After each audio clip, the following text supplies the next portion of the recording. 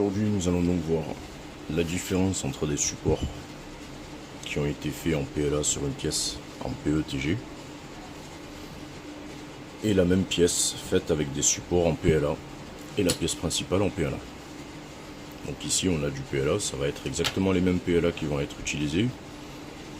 A contrario que ici j'ai utilisé le PLA en filament principal, mais le but étant aujourd'hui de vous montrer la différence au niveau des supports. On va s'équiper d'une pince. On peut voir que ici les supports sont un peu plus compliqués à retirer. Forcément ils ont été faits dans la même matière, donc ça va demander quand même d'utiliser une petite pince pour avoir une bonne prise sur les supports. Donc, comme vous pouvez le voir ici, on a quelques petits morceaux de filament à gratter. Mais ensuite ce qui va nous intéresser, ça va être l'état de la surface. Vous pouvez le voir, c'est pas très propre. Alors certes, il y a des réglages qui sont bien pires, mais on peut également obtenir bien mieux. Alors, on va pouvoir utiliser pour avoir ceci, soit un AMS ou un BMCU si vous en êtes équipé, ou dans le pire des cas, si vous avez ni AMS ni BMCU, si vous avez une X2D par exemple, et qui n'a pas de AMS, vous pouvez quand même faire ceci. Donc tout simplement en utilisant la seconde buse pour les supports par exemple, et la buse principale pour la pièce. Alors ici j'ai pris une pièce très simple juste pour illustrer la chose. Et ici on va regarder à côté avec des pièces qui sont destinées à un client. Comme vous pouvez le voir, il n'y a pas eu besoin de pince pour retirer les supports. Donc pièce en PETG, support en PLA.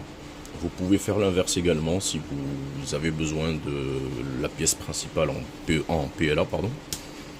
Et donc comme vous pouvez le voir, les pièces se détachent toutes seules. Car tout simplement, le PLA et le PETG ne sont pas compatibles entre eux au niveau des spécifications. Donc c'est ce qui va donner cette facilité à retirer les supports. Comme vous pouvez le voir, ça facilite grandement la chose pour le post-traitement. Et ensuite, en ce qui concerne l'état de surface, vous pouvez le voir ici, ça a été le dessus. Ici, on est sur le dessous. Comme vous pouvez le voir, on n'a pas du tout le même résultat. On a un truc qui pourrait ainsi faire penser à une impression qui a été imprimée dans un autre sens sans support. Mais comme vous pouvez le voir ici, ce n'est pas le cas. Donc, je vais vous montrer les réglages pour obtenir ceci. Alors bien sûr, ça ne va pas marcher qu'avec les bambous lab. Si vous avez une Anycubic par exemple avec un Ice Pro, ça va marcher également. Toutes les machines sur le marché sont capables de pouvoir vous sortir des pièces comme ceci avec des finitions parfaites. Il suffit juste de bien gérer les réglages.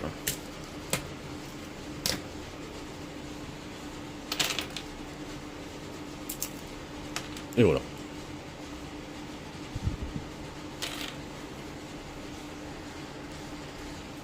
Si la vidéo vous a plu, n'hésitez pas à la partager et à vous abonner pour plus d'astuces.